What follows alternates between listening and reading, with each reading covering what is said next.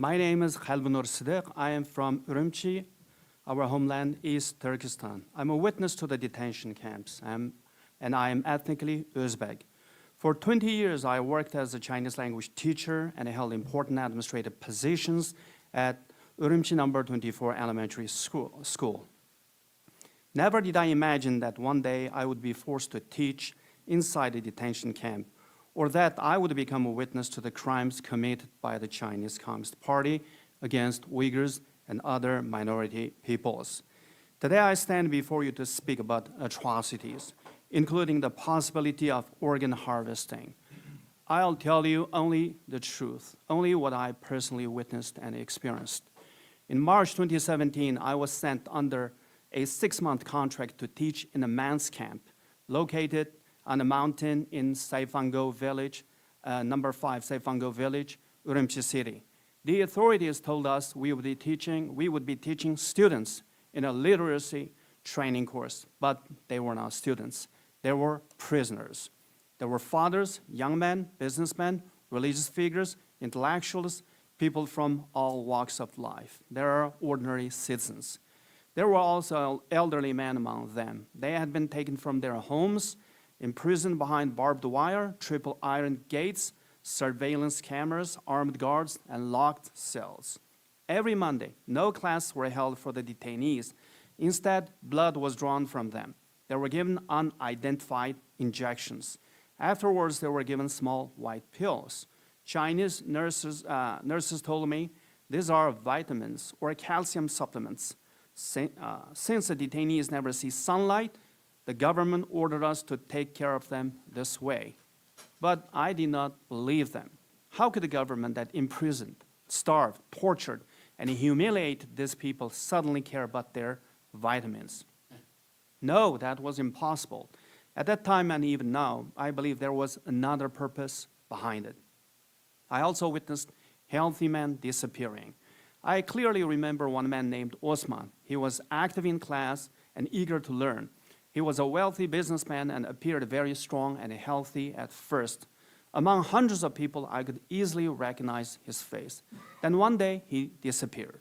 When I asked what happened to him, I was told he suffered from high blood pressure and diabetes and had died on the way to the hospital. There was another man who sat at the far end of the first row in the classroom. He too was hardworking, and I still remember his face vividly. Later, he also disappeared. I was told he died from kidney poisoning. I did not believe in these explanations. Every day in the classroom, detainees were constantly replaced. Older and stronger prisoners were taken away, while new ones arrived. A familiar face disappeared, and we were expected to accept whatever explanation the guards gave us. Later, when I testified before parliaments in various countries, I was asked about the disappearance of detainees and organ harvesting. I told them what I had heard while working in the camps. The special police driver who transported me and the police officer assigned to accompany me often talked among themselves. They said, right now in our country, the halal organ trade is booming. The detoxification center in Michuan County, Urumqi, has now become an organ transplant center. I did not witness the surgeries. I did not personally see organs being removed, but I heard these conversations. Later, after hearing my testimony, a close relative and friend of mine living in Europe, married to a foreigner, spoke to me on the condition of anonymity. She personally told me that Michuan's detoxification center had indeed been transformed into an organ extraction hospital. In 2018, she and her foreign husband were sent there for medical examinations before leaving for Europe. During that process, she saw many young detainees wearing prison uniforms, lined up under heavy Chinese police supervision, entering designated rooms. She also observed that the number of doctors had increased greatly, and that doctors were carrying unusual containers in their hands as they exited the rooms. She told me this and begged me to speak about it in my testimony.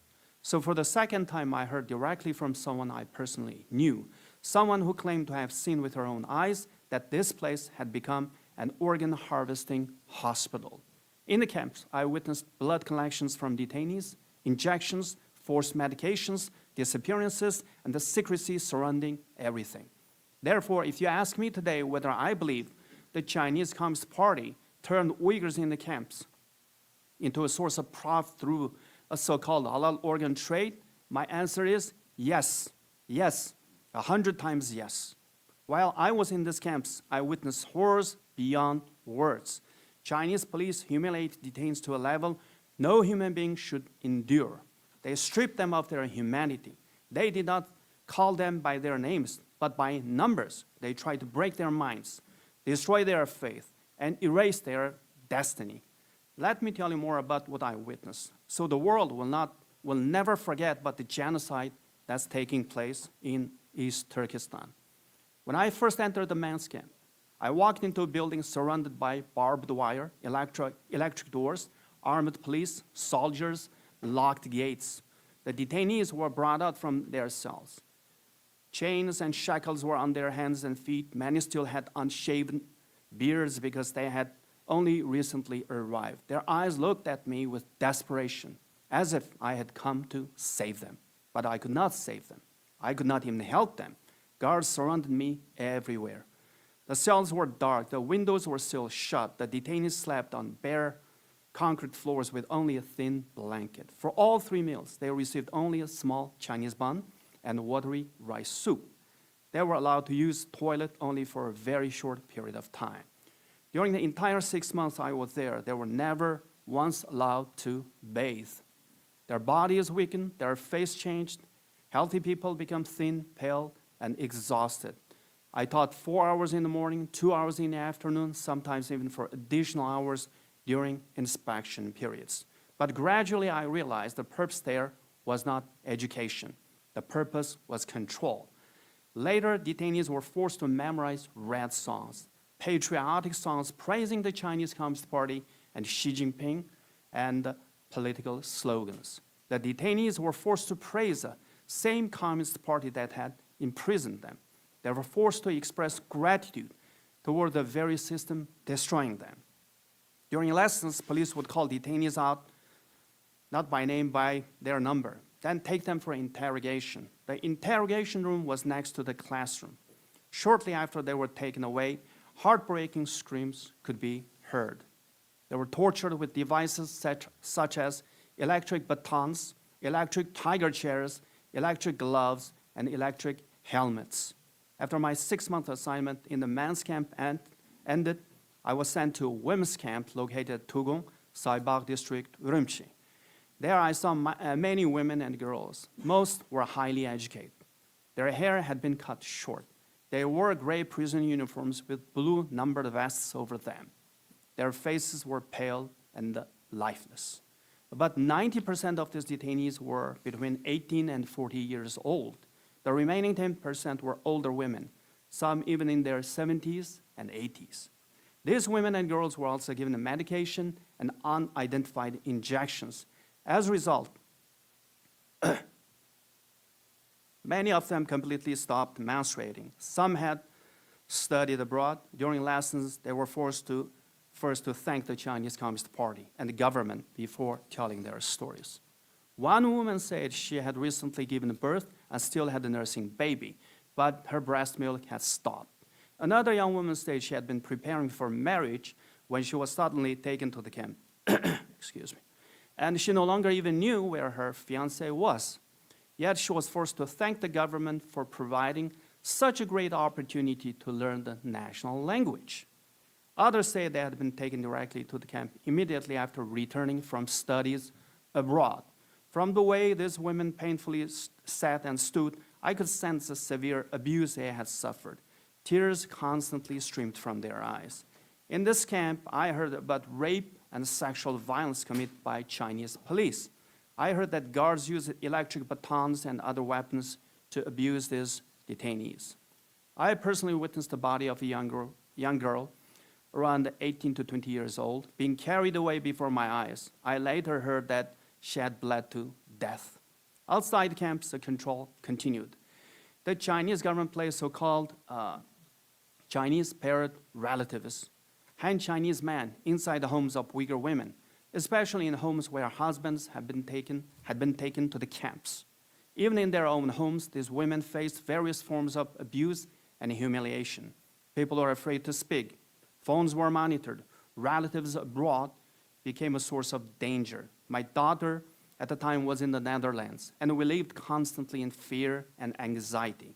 Under pressure from neighborhood committees, assigned police officers, we were also forced to undergo sterilization procedures at Changleyuan Hospital in Tianshan District.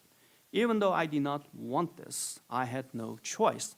My safety and the safety of my family depended on obeying government demands. That's why I say we no longer had ownership over our bodies. I am one of the fortunate few who managed to escape after enduring tremendous suffering. The people inside the camps cannot speak to you. They have no way to make their voices heard. I am standing here today and at enormous personal cost to tell you this truth. Because the man who disappeared, the women who were abused, and the mothers separated from their children, and the families destroyed by this genocide need witnesses. Honorable Chair, distinguished members of the committee, I ask you not to turn your eyes away from this tragedy. The horrific violence taking place in East Turkestan is not merely a crime. It's part of the system that sees Uyghurs, the original inhabitants of this land, as less than human. This is genocide. The world once said never again, yet East Turkestan, it is happening again. I ask the US Congress never to forget the Uyghur genocide. I urge you to continue your investigations and hold the Chinese Communist Party accountable. Thank you. Thank you so very much.